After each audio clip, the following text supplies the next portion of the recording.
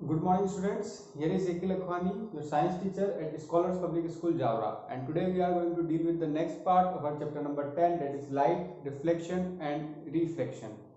पिछले लेक्चर में अपन ने इमेज फॉर्मेशन देखा था बाय कॉनकेव मिरर. आज अपन देखेंगे image formation by convex mirror. ठीक है, तो लेक्चर को स्टार्ट करने से पहले एक चीज और बता देता हूँ.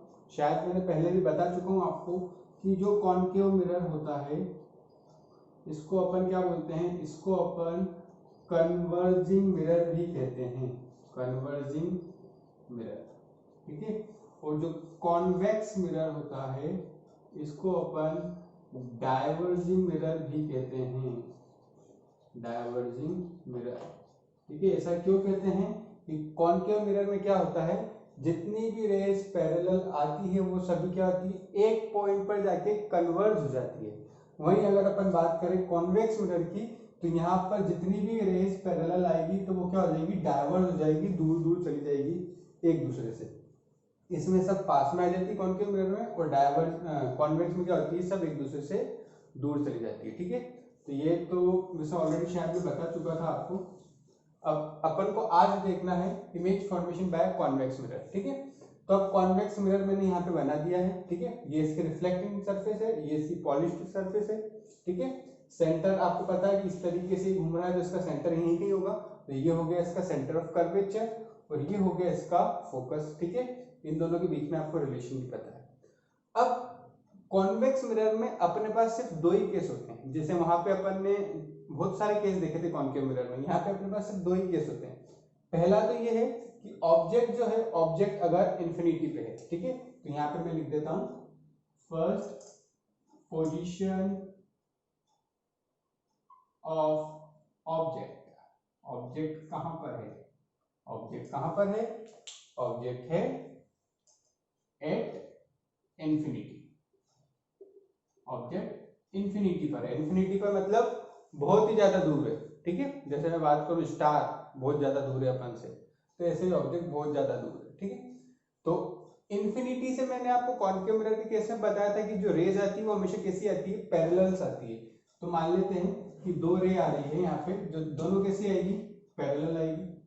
तो ये आ गई मेरे पास, ये एक रे आई और ये आ गई मेरे पास यहाँ पर दूसरी रे. क्लियर है, ये दोनों किस तरीके से आई है, दोनों आई है पैरेलल प्रिंसिपल एक्सिस के. ठीक है, ये अपना पोल है और ये है अपनी प्रिंसिपल एक्सिस. ठीक है, प्रिंसिपल एक्सिस. ठीक है, तो ये दो रेज आएगी जो कहां से आएगी, इंफिनिटी से. ऑब्जेक्ट खड़ा है अपना कहां पर, इंफिनिटी पे खड़ा है. ठीक है, जो कि बहुत ही ज्यादा दूर है. क्लियर है इतना. अब ये क्या है, ये एक डाइवर्जिंग मिरर है. तो ये क्या होगा, यहां से जब लाइट रिफ्लेक्ट होगी तो ये क्या हो जाएगी, दूर चली जाएगी. ये क्या हो जाएगी, इस तरीके से डाइवर्ज हो जाएगी.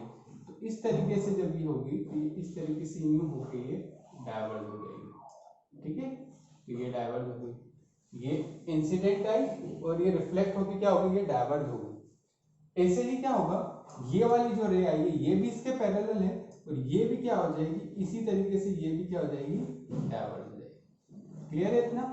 तो ये हो गई डाइवर्ज.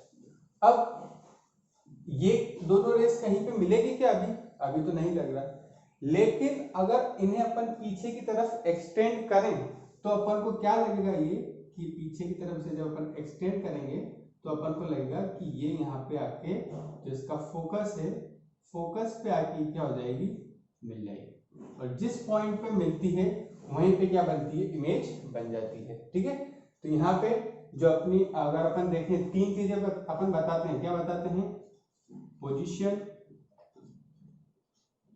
Nature and size. ठीक है, पोजीशन, नेचर एंड साइज. ठीक है, तो इसकी अगर अपन पोजीशन की बात करें तो पोजीशन कहां पे बनी, इमेज एट फोकस. कहां पर बनी, फोकस पे. नेचर कैसा होगा इसका, it will be virtual and erect. ठीक है, क्यों बनी वर्चुअल, क्योंकि देखो यहाँ पे रेस ने एक्चुअली मीट नहीं किया, अपन ने पीछे की तरफ एक्सटेंड किया, तो ये वर्चुअल है. और वर्चुअल हमेशा कैसी होती है, इरेक्ट होती है. साइज की बात करें, देखिए कितनी छोटी साइज की बनी, एक पॉइंट साइज की इमेज बनी है, तो कैसी है, हाईली डिमिनिश्ड।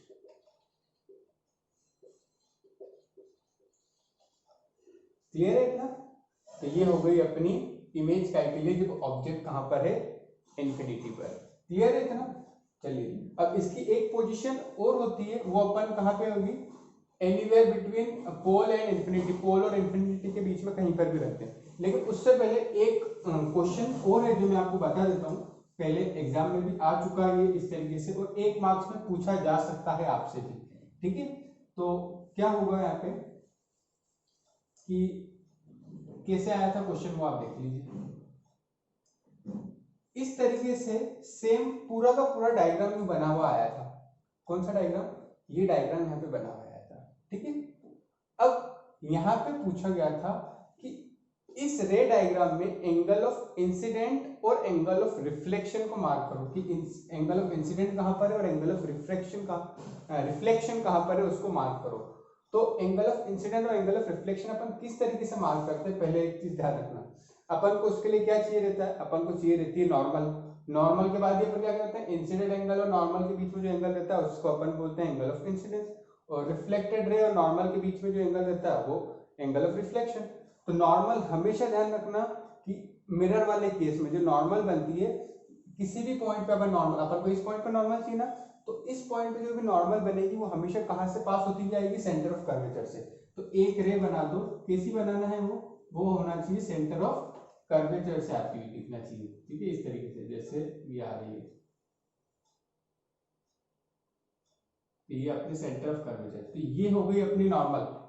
ठीक है, ये पोजीशन वाला नहीं बता रहा हूं मैं, ये एक्स्ट्रा बता रहा हूं आपको। ठीक है, तो ये हो गई नॉर्मल। अब बोला कि angle of incident angle of reflection mark करो, तो ये इंसिडेंट रे, ये नॉर्मल, इन दोनों के बीच में एंगल कौन सा होता है, angle I, angle of incidence. ये है रिफ्लेक्टेड रे, रिफ्लेक्टेड रे और नॉर्मल के बीच में एंगल कौन सा होता है, एंगल ऑफ रिफ्लेक्शन। तो ये हो गया अपना एंगल आर। ठीक है, तो इस तरीके से बहुत बार अपने जो 1-1 मार्क्स के क्वेश्चन आते हैं उसमें इस तरीके से आपसे पूछा जा सकता है। ठीक है, तो ये थोड़ा सा अलग था। अब अपन नेक्स्ट पोजीशन देखते हैं, अपनी नेक्स्ट पोजीशन कौन सी है। तो ये तो हो गया अपना कंप्लीट यहाँ से। नेक्स्ट देखते हैं इसे रेज।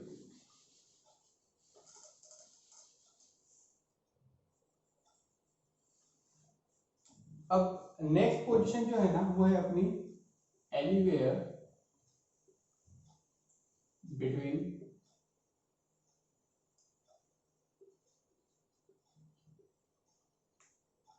पोल एंड इंफिनिटी, मतलब इंफिनिटी से पहले और पोल के बाद में, पोल और इंफिनिटी के बीच में कहीं पर भी हो।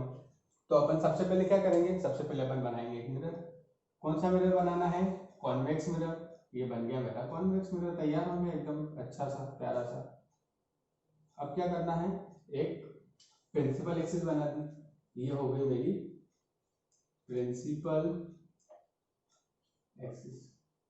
ठीक है, इसके लिए लगा दो एक पोल और एक सेंटर ऑफ कर्वेचर। तो यहाँ पे लगा दिया मैंने इसका फोकस, ये हो गया पोल और ये हो गया इसका सेंटर ऑफ कर्वेचर। ठीक है, अब क्या है, अब ऑब्जेक्ट जो है ना, ऑब्जेक्ट कहां पर खड़ा है, ऑब्जेक्ट खड़ा है यहाँ पर अपने इस जगह पर। ठीक है, ऑब्जेक्ट खड़ा है, इन्फिनिटी बहुत दूर है और ये पोल है इन दोनों के बीच में। अब क्या करें, किस तरीके से बनाएंगे, सबसे पहले अपन लेते हैं क्या, एक रे लेते हैं अपन, पैरेलल लेना है। ठीक है, हमेशा जो अपन ध्यान रखना, इन्फिनिटी को छोड़ के मैक्सिमम केस में जो भी अपन इमेज फॉर्मेशन करते हैं, चाहे वो अपन कॉनकेव मिरर के लिए करें या कॉन्वेक्स मिरर के लिए करें, हमेशा अपन इसके हेड से ही बनाते हैं रे, यहीं से बनेगी रे है ना, स्टार्टिंग यहीं से होती है। तो ये होगी पैरेलल, ये एरो मार्क कर दिया अपन ने इसका।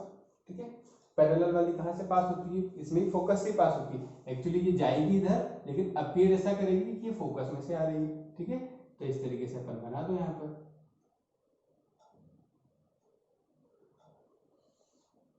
अच्छा, एक चीज और ध्यान रखना, ये रे एक्चुअली ये ऐसी मिलती नहीं है, लेकिन ये अपीयर करती है कि यहाँ से आ रही है, इसलिए ये वाली जो है ना, ये अपन डॉटेड लाइन से बताते हैं और ये अपनी डैश लाइन से बताते हैं। ठीक है, तो ये तो अपनी एक रे हो गई।